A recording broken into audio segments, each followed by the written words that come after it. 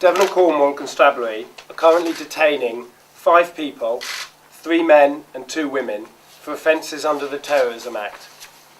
The arrests were made after a man was stopped in Plymouth on Friday evening, graffitiing a wall. Police then carried out a search of the man's address and a number of imitation firearms, some devices which were made up of fireworks, as well as some literature relating to political ideology were found.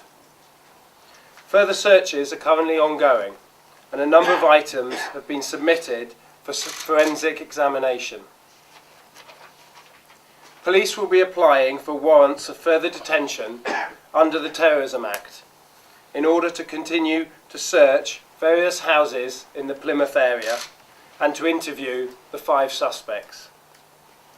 We are very keen to stress that these arrests do not relate to religious extremism, and in particular to the Nicky Riley case.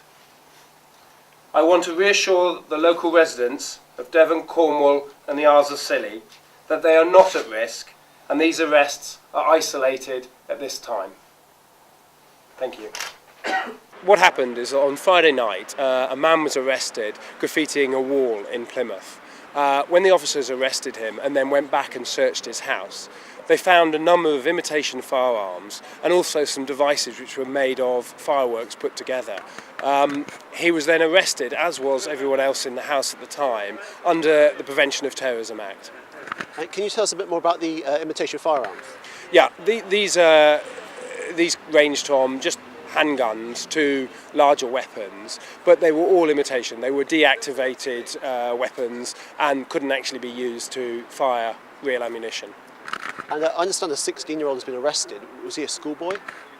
Well, he's obviously a student, and as I said, the inquiries are ongoing at this time. How worried should the residents of Plymouth be?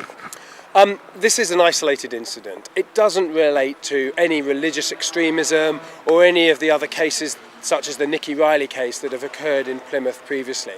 So I do want to reassure local residents that it isn't something they have to worry about and that the threat is not a local threat and they shouldn't be concerned.